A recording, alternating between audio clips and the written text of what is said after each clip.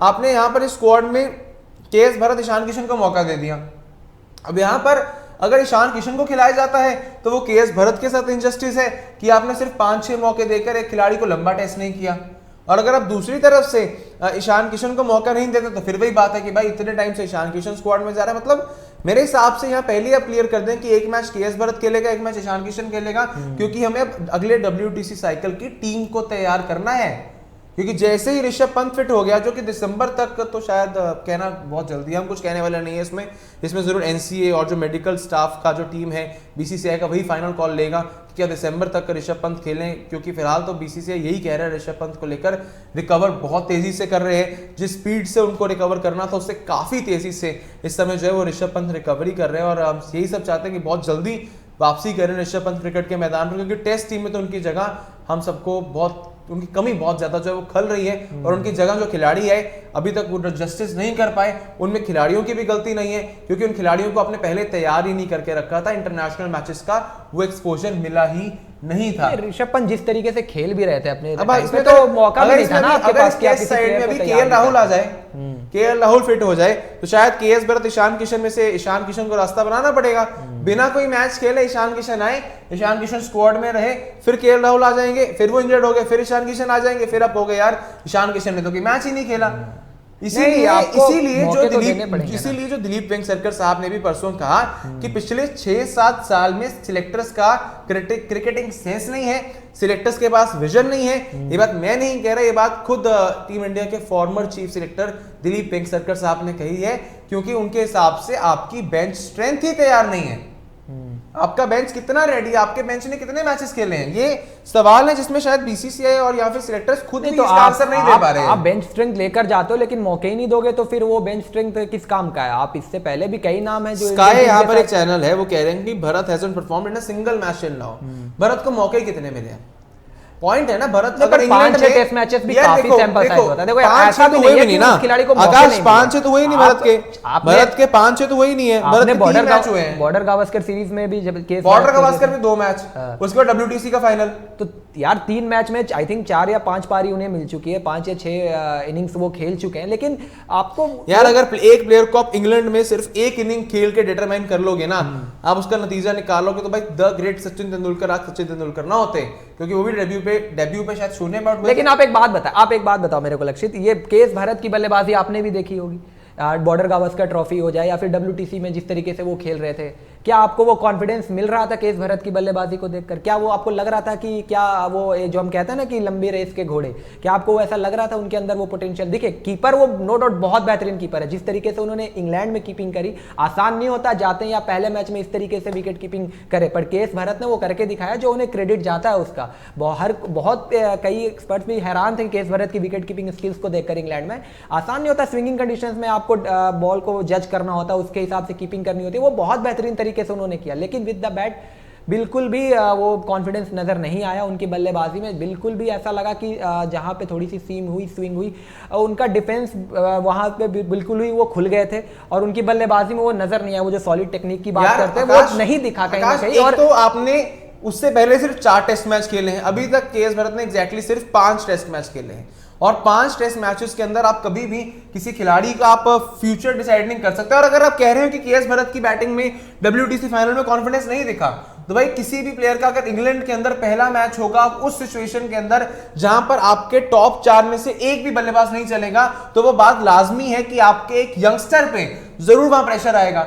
आप केएस भरत की बैटिंग पे तब सवाल उठाओ अगर टॉप 4 में से कोई भी बल्लेबाज कुछ करके गया हो, किसी ने कुछ नहीं किया, आप केएस भरत पे सवाल कैसे उठा सकते हो? Until and unless KS Bharat, मैं ये नहीं कह रहा भाई बहुत अच्छा बैटर है, जरूर बहुत अच्छे बैटर होंगे, लेकिन जब तक उनको 10-15 मैचेस पूरे खेलने के लिए नहीं मिलते तब तक आप उनके ऊपर कोई फैसला नहीं कर सकते हैं। लेकिन आपको ये भी देखना होगा ना कि आपको देखिए अभी तो ऋषभ पंत, अभी आपके पास ऋषभ पंत, अभी केएल राहुल फिट हो जाए, एक मिनट, अभी केएल राहुल फिट हो जाए, वेस्ट इंडीज का टेस्ट मैच केएल राहुल खेलेगा, फिर भरत को बाहर बैठा दोगे, फिर उसको केएल राहुल का आना तो वो तो खैर अलग एंगल ही लेकर आ जाता, क्योंकि मैंने पहले ही बोला कि ये टीम केएल राहुल को सपोर्ट करती है, ये टीम केएल राहुल को ढो रही है, आज से नहीं बहुत पहले से ढो रही है। KL Rahul T20 world cup में ठीक है T20 से ड्रॉप इसलिए किया क्योंकि वहां पे बिल्कुल ही परफॉर्मेंस नहीं आई थी, और बहुत ज्यादा लोगों ने जब सोशल मीडिया पर वो एक चलाया केएल राहुल को ड्रॉप करने का, तब जाकर इस मैनेजमेंट की थोड़ी सी आंख खुली थी और केएल राहुल ड्रॉप हुए थे T20 टीम से। लेकिन वनडे में आप देख लें, आपको मेकशिफ्ट विकेट कीपर चलाना हो फिर भी आप केएल राहुल को खिलाओगे। आपको ऋषभ पंत का रिप्लेसमेंट ढूंढना है, आप किसी और के पास नहीं जाओगे, आप केएल राहुल को विकेट कीपर बना के अपने प्लेइंग 11 में डालोगे। तो केएल राहुल के साथ तो इस टीम का प्रेम दिखता ही है, इसमें कोई शक ही नहीं है। केएल राहुल तो सबसे पहले प्रेफरेंस में आएंगे। मुझे लगता है कि जब वो इंजरी से वापस आएंगे ये सारे नाम पीछे बैक साइड पे चले जाएंगे, केएल राहुल को पहले खिलाया जाएगा। आप देखोगे ओडीआई का बात यहाँ पे हो रही है, ऋषभ पंत का रिप्लेसमेंट अभी किसे आप देख रहे हो? ऋषभ पंत अभी नहीं है आपके टेस्ट टीम में, इसीलिए आप केएस भरत को देख रहे हो उनका रिप्लेसमेंट। क्या वो केएस भरत है या फिर ईशान किशन जो थोड़े बहुत ऋषभ पंत की तरह बल्लेबाजी करके दिखा सकते हैं? इसीलिए बात उठती है कि सिलेक्टर्स की तैयारी क्या थी बैकअप को लेकर, क्योंकि आपके पास ऋषभ पंत का बैकअप था केएल राहुल। केएल राहुल भी इंजर्ड हो गया, जबकि KL Rahul is not a full time wicket keeper. KL Rahul भी आपका इंजर्ड हो गया, राहुल ओपनिंग में नहीं चल रहा था, राहुल को मिडिल ऑर्डर में ले आओ, राहुल को विकेट कीपर बैटर बना दो। मतलब आप तो किसी तरह से राहुल को फिट इन करने की कोशिश कर रहे थे ना, जबकि बनता क्या था, जैसे ही ऋषभ पंत इंजर्ड हुए तो राहुल अगर ओपनर है उसको ओपनर पे रखो, उसको ओपनर से मिडिल ऑर्डर पे ना लाओ। आप मिडिल ऑर्डर में किसी नए चेहरे को मौका देते। बांग्लादेश के दौरे पर आप किसी को, चल बांग्लादेश का दौरा फिर भी ऋषभ पंत खेले, लेकिन आपको कहीं ना कहीं मौका देना चाहिए था। वैसे तो ये बात थी कि किसी ने एक्सपेक्ट नहीं किया था कि ऋषभ पंत को किसी भी प्रकार की इंजरी हो, ऐसा भयंकर एक्सीडेंट हो जाएगा, लेकिन ये अनफॉर्चुनेट चीज हुई ऋषभ पंत के साथ और उसका दुख जरूर सभी को है।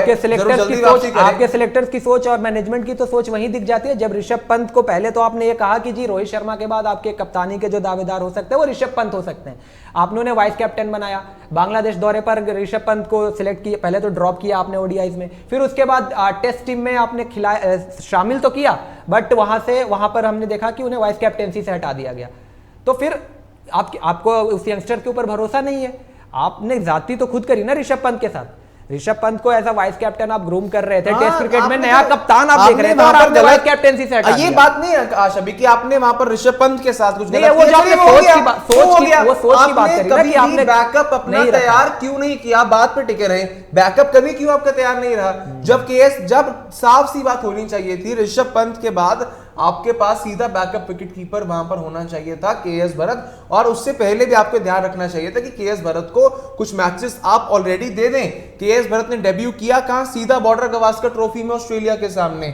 आज तक 5 मैच खेले, 5 ऑस्ट्रेलिया के सामने खेले, जबकि माइंड में आपके रहना चाहिए कि आप जब ऋषभ पंत फिट भी थे तब भी ऋषभ पंत को किसी टेस्ट सीरीज में आराम देकर आप वहां केएस भरत को कुछ मैचेस दे दें। अपने पिछले WTC के साइकिल के अंदर जरूरी था मैचेस देना, और उस चीज का भुगतान आपको भरना पड़ा।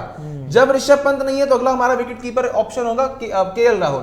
केएल राहुल ओपनिंग में नहीं चल रहा, केएल राहुल को विकेट कीपर में डाल दो, बट केएस भरत को मौका मत दो। आप मौका कब मिला, जब दोनों इंजर्ड हो गए, और ऐसा मौका मिला, उस मौके को देखकर शायद कोई भी सेटिस्फाइड नहीं था। इसमें ना केएस भरत की गलती है, इसमें मैनेजमेंट की गलती है कि उसे पहले मौके क्यों नहीं दिए गए। नहीं वो ठीक है, बट पर्सनल ओपिनियन है मेरा, इसमें मैं ये नहीं कहूंगा, आप शायद अलग मेरे से डिफर कर सकते हो यहाँ पे।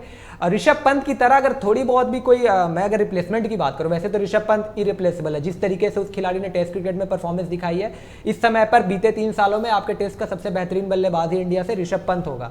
अगर आंकड़ों की बात करें तो ऋषभ पंत सबसे आगे होगा उस मामले में, आंकड़ों में तो आ गया यही। हाँ, उस मामले में ऋषभ पंत सबसे आगे होगा, उसने ही सबसे ज्यादा रन्स किए इंडिया के लिए टेस्ट क्रिकेट की बात करूं पर्टिकुलरली तो। लेकिन ऋषभ पंत अगर आपके पास नहीं है, आपको उस तरीके का अगर कोई बल्लेबाज चाहिए जो वो इम्पैक्ट ला सकता है, मेरे हिसाब से मेरी बात तो सुन ले।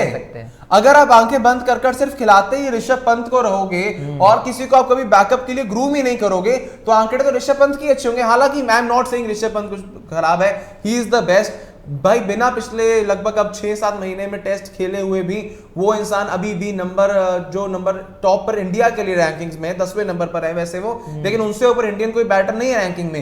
He is the best, that's absolutely for sure. लेकिन आपको कभी ना कभी पंत की जगह अभी आगे जाते हुए भी आप तैयार रखो कि हमारे बैकअप के तौर पे केएस भरत होगा या फिर ईशान किशन होगा, but not please KL Rahul.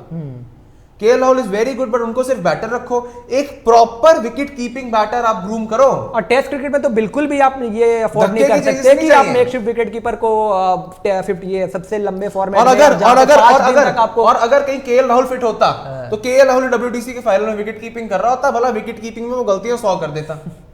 आपको आपको धक्के से विकेट कीपर नहीं बनाना है, आपको एक proper wicket keeping batter groom करना है, क्योंकि आप उस देश में हैं जिसके अंदर शायद एक ऐसा क्रिकेटिंग टैलेंट है जो एक समय पर एक नहीं, दो नहीं, बल्कि तीन प्लेइंग 11 को रेडी कर सकता है।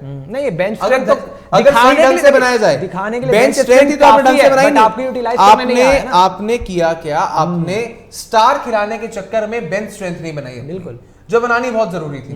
यही आपकी जो है मेरे हिसाब से भाई साहब गलती रही है, इन चीजों को सुधार लो। चंदन जी